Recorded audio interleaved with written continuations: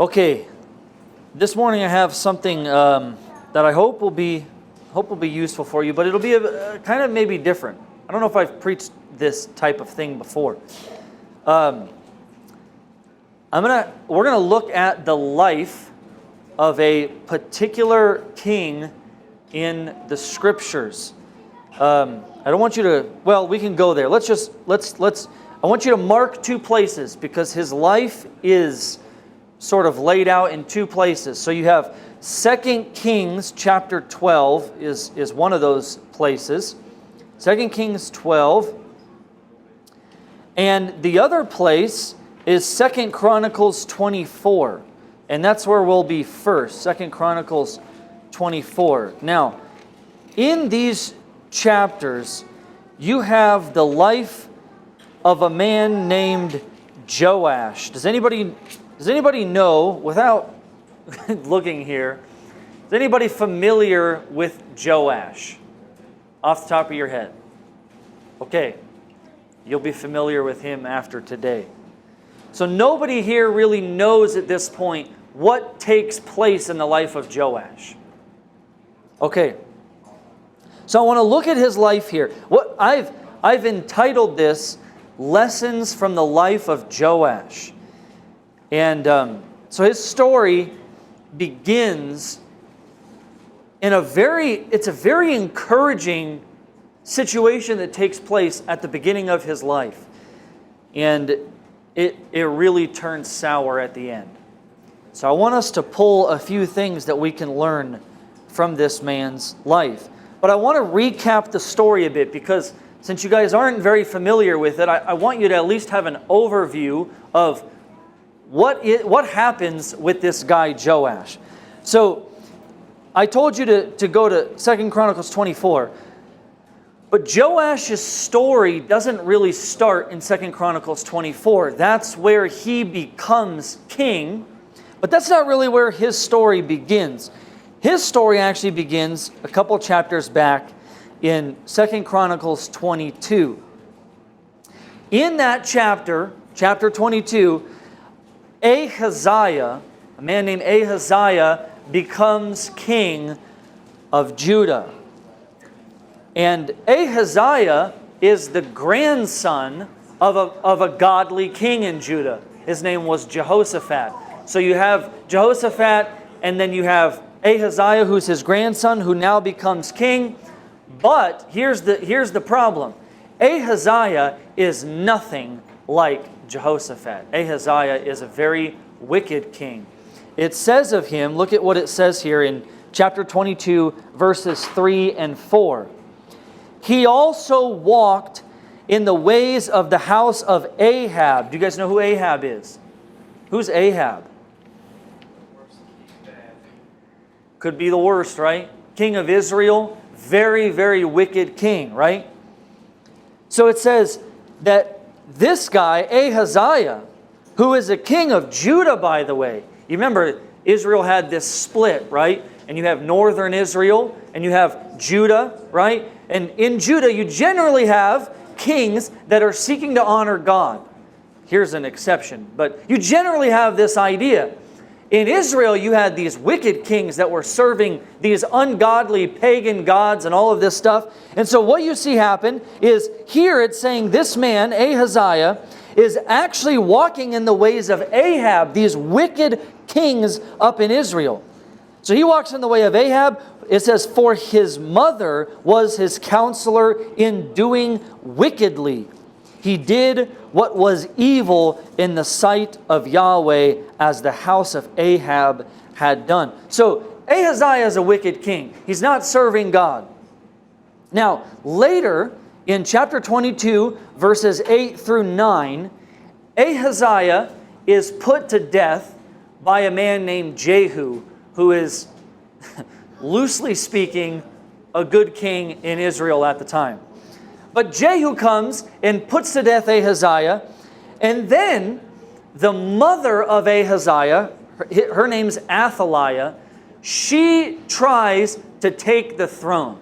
So her son dies and she sees an opportunity to take the throne. And so what she does is she intends to now kill the entire kingly line so that there is nobody else that can take that place. And she's determined to take that place for herself. So she does that. She tries to destroy all this royal family.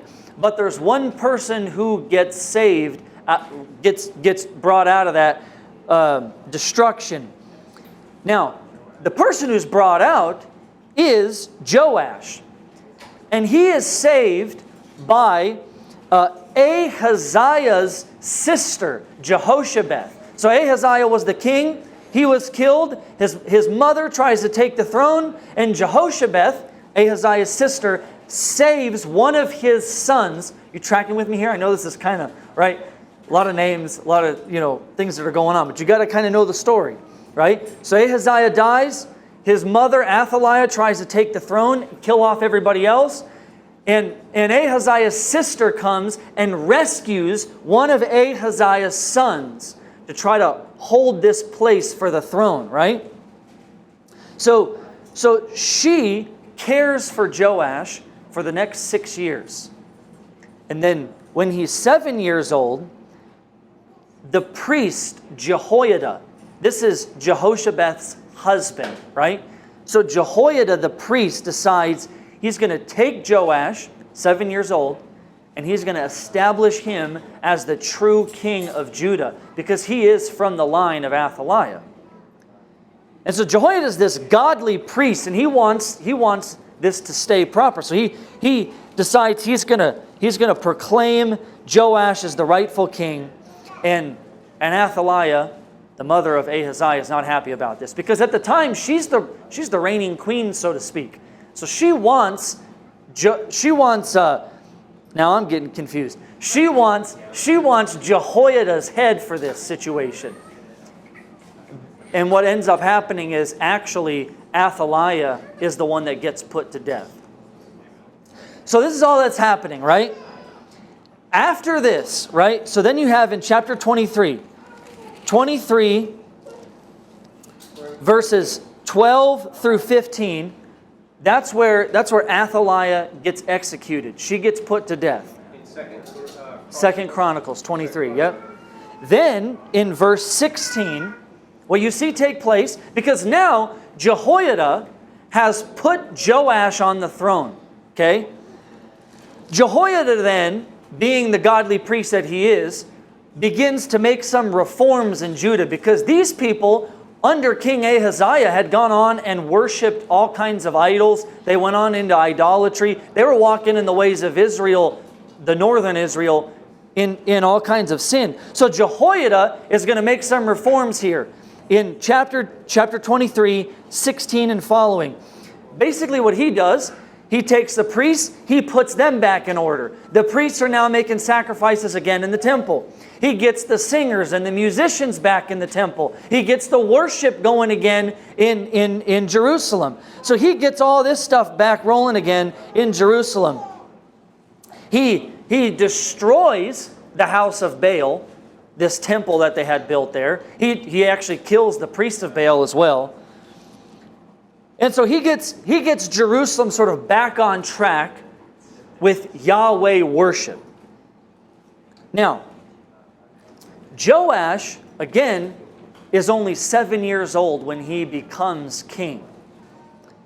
And so Jehoiada, this priest, sort of remains by his side to be his help, his counselor, so to speak. And Jehoiada is actually a huge help to Joash as to help him walk in the ways of the Lord.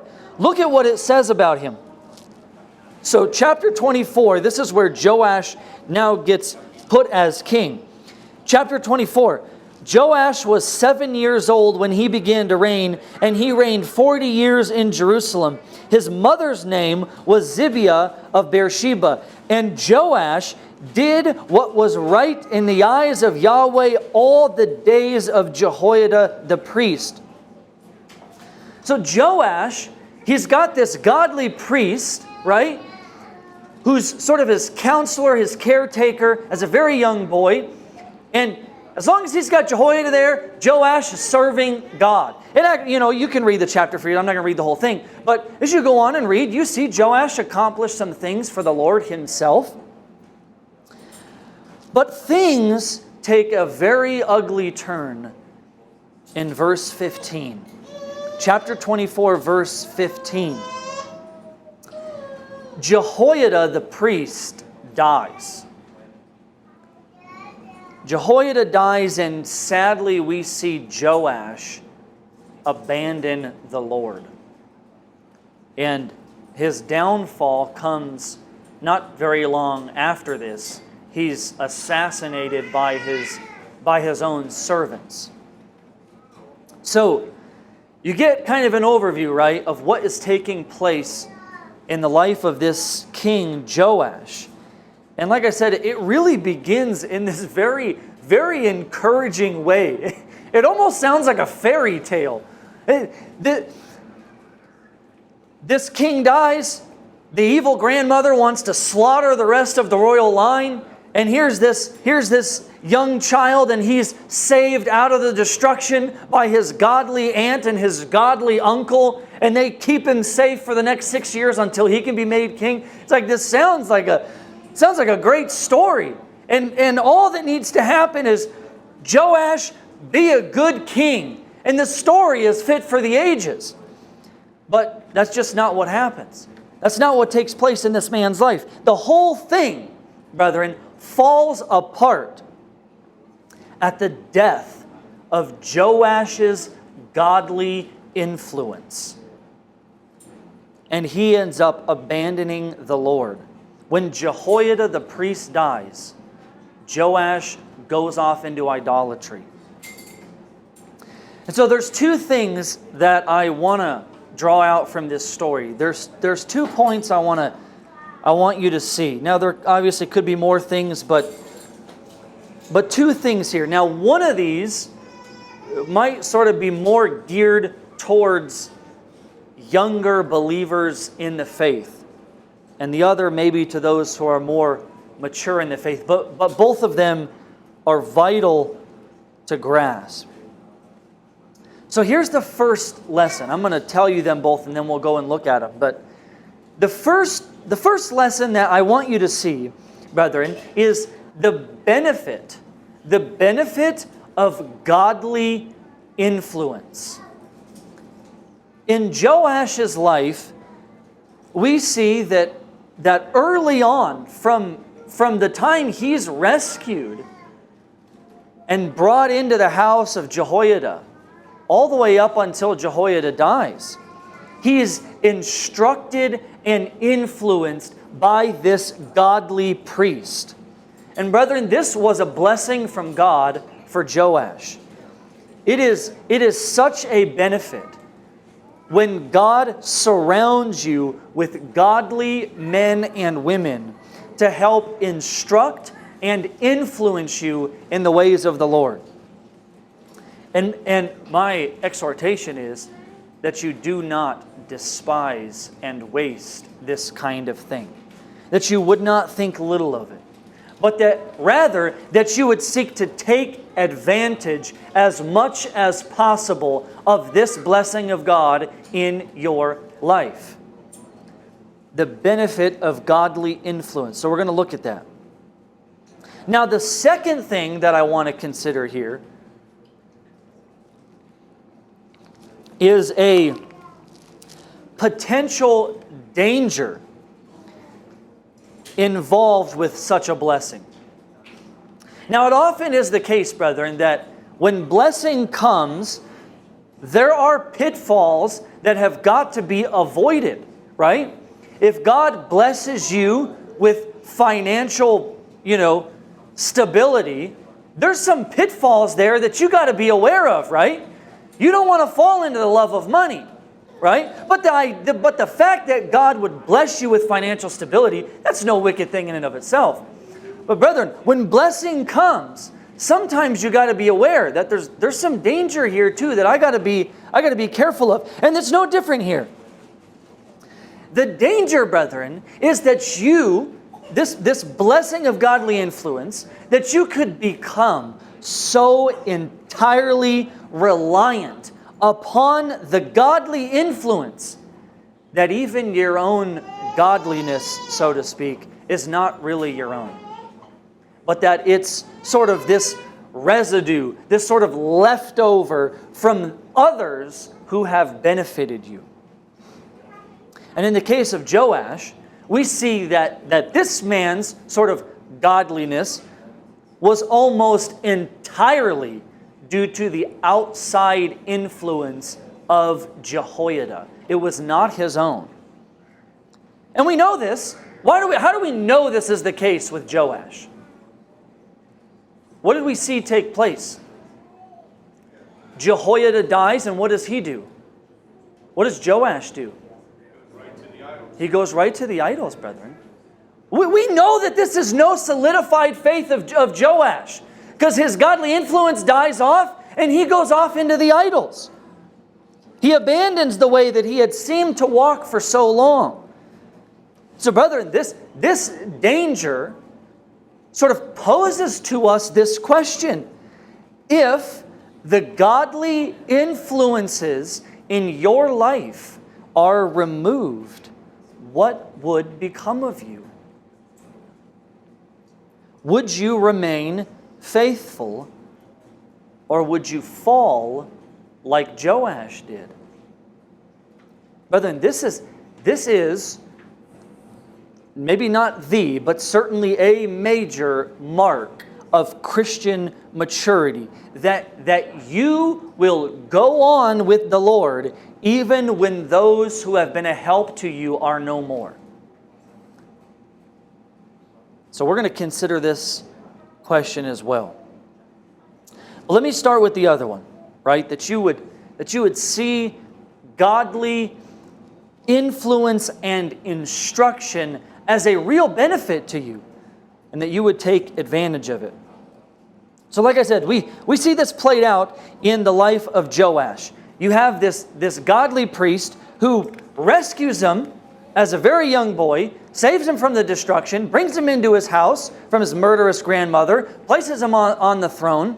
And I want you to see even more explicitly what is said about Joash. So if you turn to that other section, 2 Kings chapter 12, you will see here, I think, even more clearly the influence that Jehoiada had on Joash. 2 Kings chapter 12.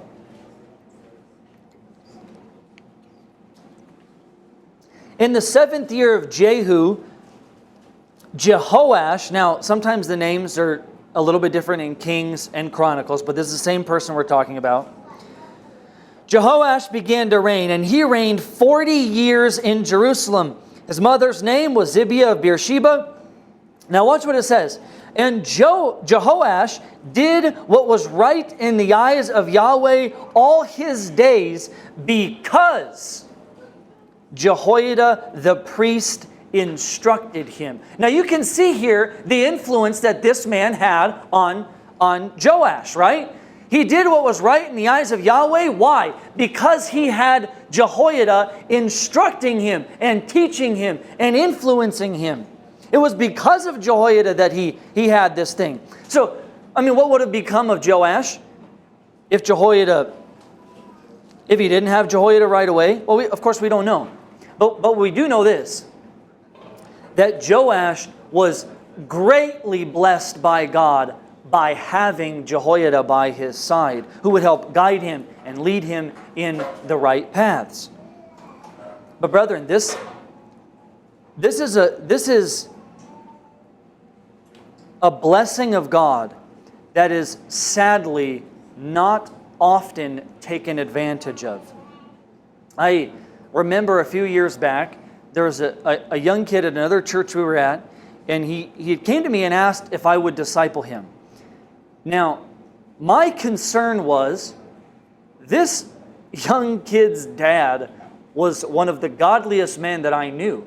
And I told him that. I said, you go learn from your father. He's got far more to teach you than I could ever teach you. But this kid didn't see it that way. And a few years went by, and that kid's dad died not long after that. And I don't remember if it was at his funeral or just some time being at his house afterwards. But one of the first things that he told me was that he wished he would have listened and learned more from his dad when he had the chance to. Now listen, that's just one example of people not taking advantage of this godly influence that's available to them. But this thing happens all the time in the Christian life. What happens is, brethren, as a young Christian, you are often prone to pride. And so you grow up quickly and you find that after a few years, these young Christians often think that they're on the same level of maturity as, more seasoned men around them, their pastors, whatever it might be. And so they think that these other people in the church would not have very much to offer them in terms of guidance and counsel and help and instruction and influence. And so they rarely ask for it. They rarely seek it out. They try to figure most things out by themselves. And therefore they make many mistakes. They fall into many avoidable pitfalls. Things that they could have not fallen into because they fail to take advantage of the blessing of the godly men and women around them that can counsel and help and instruct and lead. Brethren, this is not a blessing that you want to leave aside or think of as a curse. Listen, if you have men and women around you who can be like Jehoiada and help lead you and guide you in the right ways, and we've had this before, brethren, and because this is what can happen, what can come into the mind of a young, immature Christian is, why won't they just let me do things the way I want to do them? Why do they always have to try to help and guide and give me instruction and why can't they just let me do it the way that I want to do it? Brethren, if that's where you're often led to, you're going to miss this entirely, and you are not going to take advantage of the blessings that God has given you in your life. Listen to the words of the Proverbs. Proverbs 18, verse 1. Whoever isolates himself seeks his own desire. He breaks out against all sound judgment. You see, so if you isolate yourself and you maybe you don't purposefully think, I'm not going to listen to anybody, but if you isolate yourself and you don't take advantage of the blessing of the counsel of the godly men and women around you, you're seeking your own desire, and it says you break out against all sound judgment. You lack sound judgment if you do it this way. And you know why that is, brethren? It's because you know when the Proverbs speak of who it is that is willing to listen to advice, who's the man who's willing to listen to advice in the Proverbs? The wise man. The wise man is willing to listen to advice. Listen to this, Proverbs 12:15. The way of a fool is right in his own eyes, but a wise man listens to advice. Now you might think, well, why does he need to listen to advice? He's already wise. He doesn't need the advice. But brethren, here's the reason why. The point is that the wise man got that way because he didn't despise the godly wisdom that he could get. He took advantage of it. He listened to the godly wisdom. The wise man, brethren, he becomes wise through the counsel of other wise men. And then, when a man becomes wise, he realizes that he doesn't know as much as he thought he knew. And how much more he realizes, I need the wise counsel of other wise men if I'm going to keep being wise. And brethren, God has given us this for our very own benefit, for our very own good. I want you to think of what Paul says. 1 Corinthians chapter 3. You can go there. 1 Corinthians chapter 3. If you remember what begins to take place here at the beginning of this letter, Paul has to rebuke these Christians in Corinth in chapter 1. because they're creating divisions amongst the body. Do you remember how they're creating divisions amongst the body? What are they doing?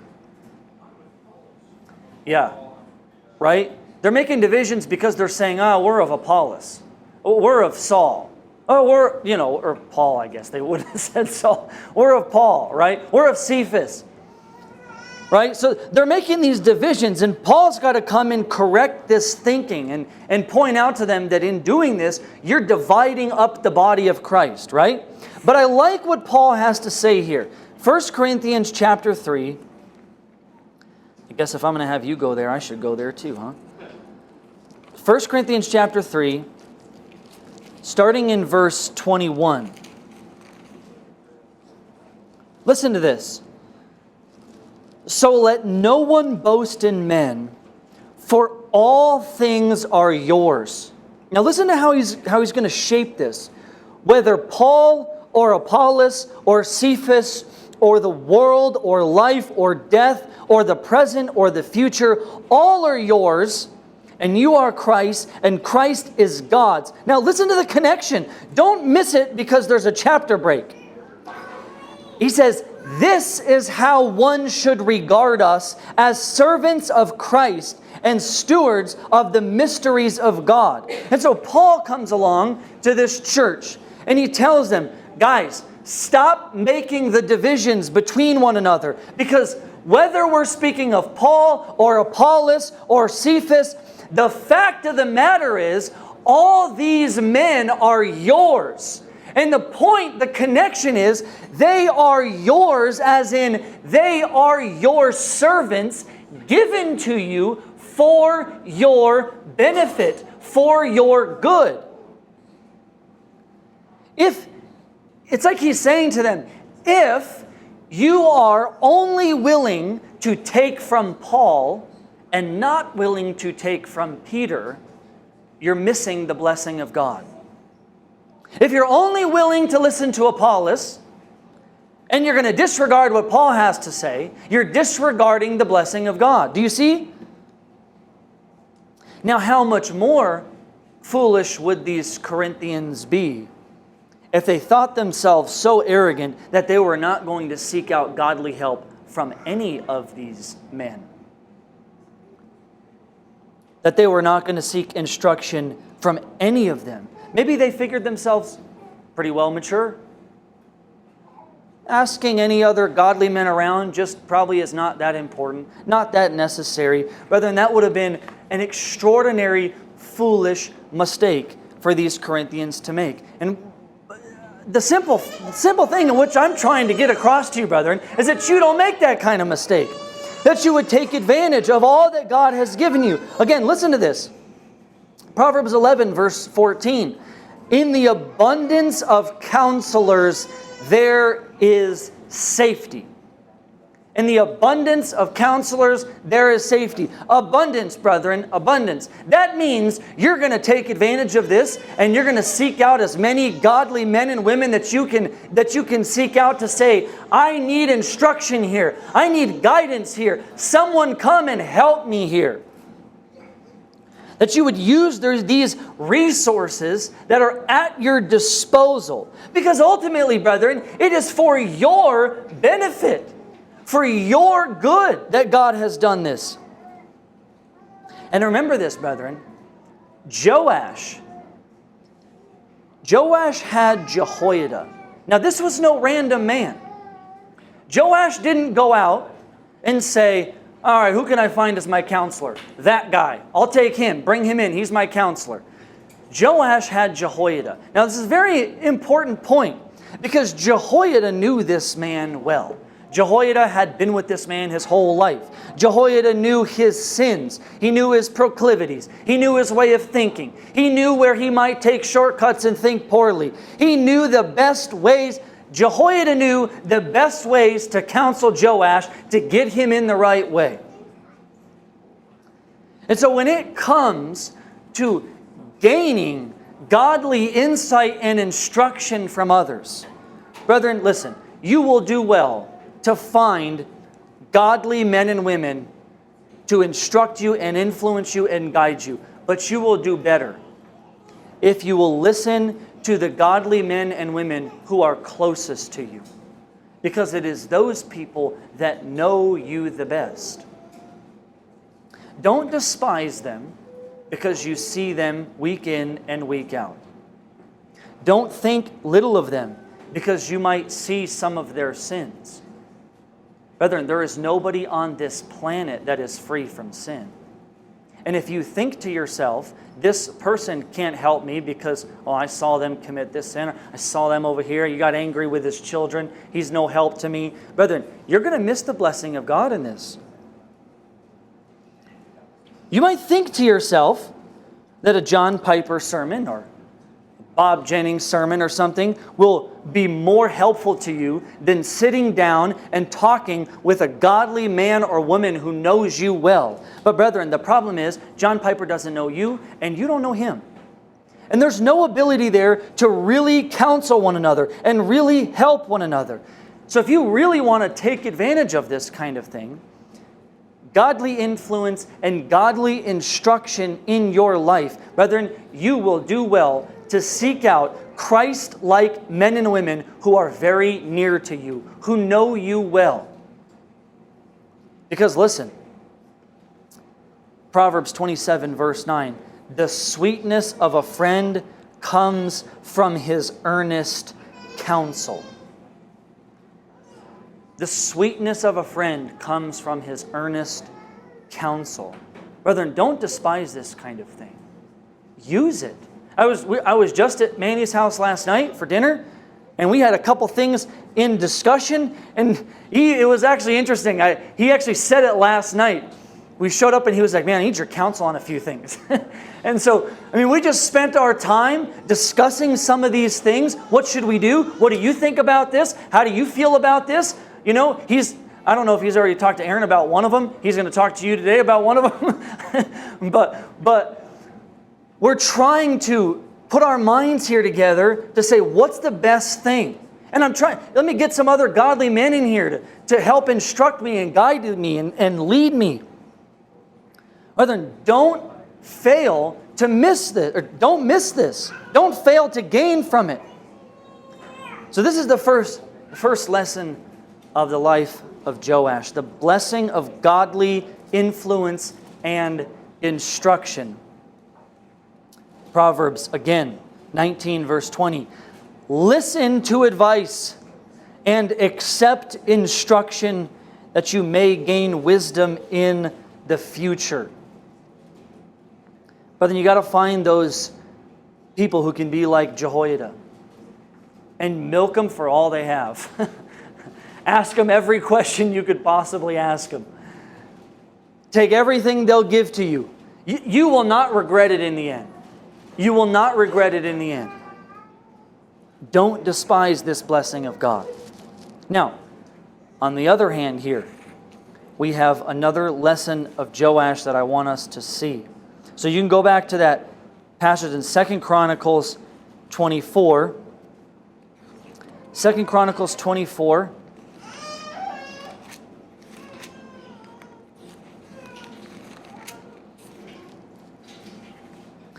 I want you to see what happens here in the life of Joash. So I'm going to read this section. I'm going to read chapter 24, verse 15 on through verse 22. So look at this with me. But Jehoiada grew old and full of days and died. He was 130 years old at his death, and they buried him in the city of David among the kings because he had done good in Israel and toward God and his house. Now, after the death of Jehoiada, the princes of Judah came and paid homage to the king. That's Joash. Then the king listened to them, and they abandoned the house of Yahweh, the God of their fathers, and served the Asherim and the idols. And wrath came upon Judah and Jerusalem for this guilt of theirs. Yet He, this is God, sent prophets among them to bring them back to Yahweh. These testified against them, but they would not pay attention. Now look at what happens. Then the Spirit of God clothed Zechariah, the son of Jehoiada, So this is the son of Joash's counselor, who's now dead. The Spirit of God clothed Zechariah, the son of Jehoiada the priest, and he stood above the people and said to them, "Thus says God, why do you break the commandments of Yahweh so that you cannot prosper? Because you have forsaken Yahweh, He has forsaken you." But they conspired against him. And by the command of the king, that's Joash, they stoned him with stones in the court of the house of Yahweh. Thus Joash the king did not remember the kindness of Jehoiada, Zechariah's father, had shown him, but killed his son. And when he was dying, he said, "May Yahweh see and avenge." What a change. I mean, what a change. We just read, if you read chapter 24, verse 2, Joash did what was right in the eyes of Yahweh all the days of Jehoiada the priest. You'd think, this put him down in the books, good king. In fact, last night, Manny was asking me what I was preaching. I told him I was going to preach on the life of Joash. He's like, "Oh, Ken, let me think about that." He's like, "He's a good king, right?" Well, you might think so. You might think so. But brethren, you get to the end here, and what a shift takes place in this man's life. Joash's beloved counselor dies. The godly influence in his life is removed. And what takes place, brethren, is striking. I mean, Joash is instantaneously led off into idolatry, abandoning the house of God. And not only does he do that, brethren, he goes so far that Zechariah comes in, the son of this godly priest Jehoiada, Joash's counselor for his whole life. Zechariah comes in and tries to rebuke Joash, and he kills him. What in the world is happening here? Brethren, I tried to figure out a way to say this in a way that would stick in your mind, but this is the best I could come up with. What I feel like I want to call this is residual righteousness. This is when an individual is not growing godlier and godlier as they individually walk closer with the Lord, using the resources available to them, receiving godly influence and instruction, but rather they are simply and only accumulating externally any residual godliness that they can from those other godly people who have influence in their life. This does not result in real, deep fellowship with God and real Christ-likeness. It simply produces this sort of veneer of godliness that is swished away as soon as those people who have had that godly influence on your life are taken away. Right away with it goes this veneer of godliness that you have. And so herein lies this danger that we talked about before. Brethren, you can become far too dependent upon others and fail to grow closer to the Lord yourself. Joash was not seeking the Lord himself. All he was doing, he had this fountain of Jehoiada. And he's drawing from this fountain of Jehoiada. And brethren, when that fountain dried up, as all fountains of men do, he had no other water to draw from. And so he sought it somewhere else. And so if you don't learn to drink from the fountain of Christ for yourself, you will be like Joash in the end. Brethren, if your communion with the Lord and your sort of Bible intake is simply drawing what you can from the pastor's sermon on a Sunday, which, by the way, is whose godliness? It's the pastor's godliness, not your own. That's not your own study. That's not your own pouring into the Scriptures. If that's all that you have in your communion with the Lord, brethren, that fountain will dry up and you will dry up with it. If your prayer life is simply wrapped up in coming to hear the brethren pray on Wednesday prayer meeting, and it makes you feel prayerful, that fountain will dry up and you will dry up right along with it. Brethren, listen, the faith of the godliest man or woman around you is not your own faith. The prayer life of the godliest men or women around you is not your own prayer life. Their devotion to the Scriptures is not your own. You must have your own. Or like Joash, when those men and women are removed from your life, you will abandon all that you seem to have worked for if you don't have the real thing yourself. Brethren, the fact of the matter is this: your godliness is what you are when you are alone with God. That's who you are. You are who you truly are, and nothing more, when you are alone with Him. No others around to try to impress, no others around to try and gain residual godliness from, just you and just God. And brethren, your godliness is who you are in that moment alone. That is who you truly are. And this is the question, brethren, that Joash failed to ask himself. I know it's not there in the text, but brethren, you gotta somehow begin to think this way. I mean, this man probably thought, because of his close relation to Jehoiada, that he was a godly man. But he could not have been more wrong. Brethren, do not think this way. Don't think, brethren, that your association with godly men and women will keep you in the end. You're going to need more than that, brethren. You're going to need more than that. Because listen, you just consider the disciples of Christ, right? Here they spend 3 years with the godliest man to ever walk the face of the earth.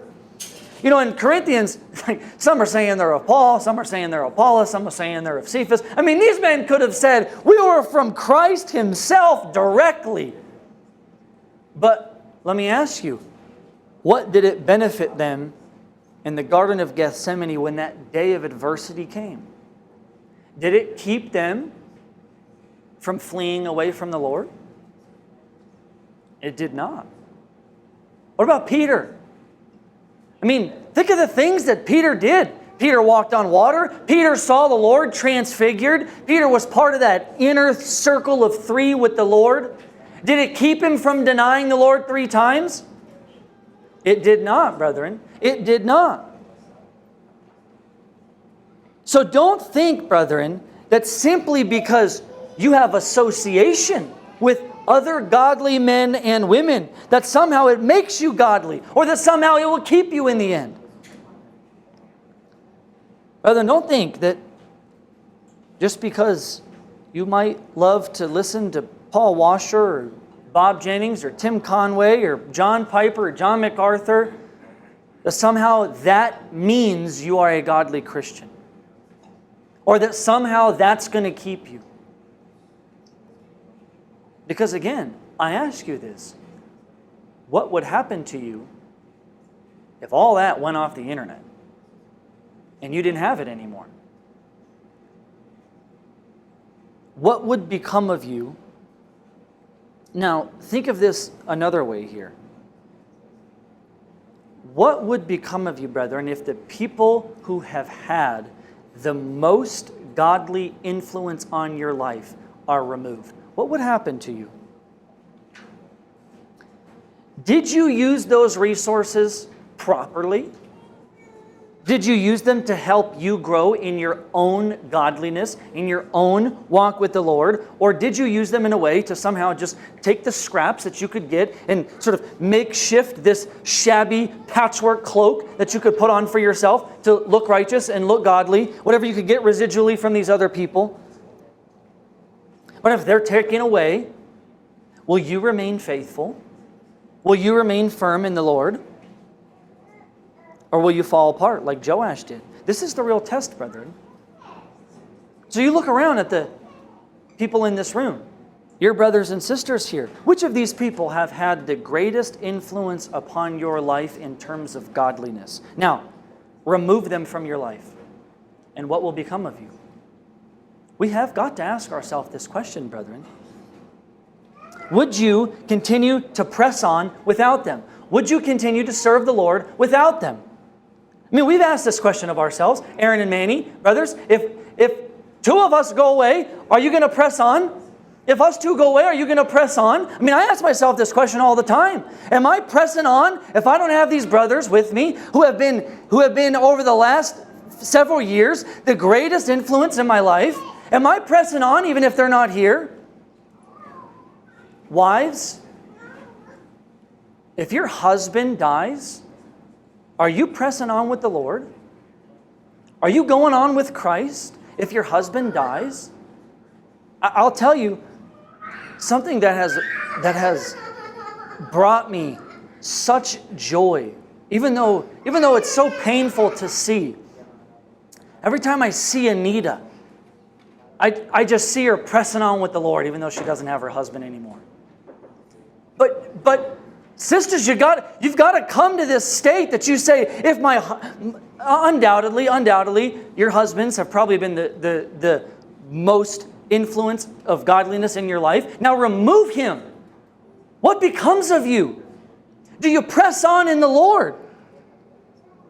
And all of you have to ask this to some degree with whoever that is, right? Whoever that is in your life that has had the most godly influence. You remove them from your life, and what becomes of you? Do you have that real sense of walking with the Lord that if they go away, you're staying on the track? You're staying course. We need to answer this, brethren. Would we go on faithful with the Lord without them? This is so crucial, brethren, because it is your soul that's at stake at this question. We got a man here in this story whose godly influence dies and he goes off into idolatry. This is serious, brethren. This is serious. He was so dependent upon others. And he was not mature in the Lord on his own. Is there one of you in here who is so dependent upon someone else that you would not remain if they were no longer here? May it not be, brethren. May it not be. Are we mature in the Lord to go on if the others around us are not here to make us go on in the Lord?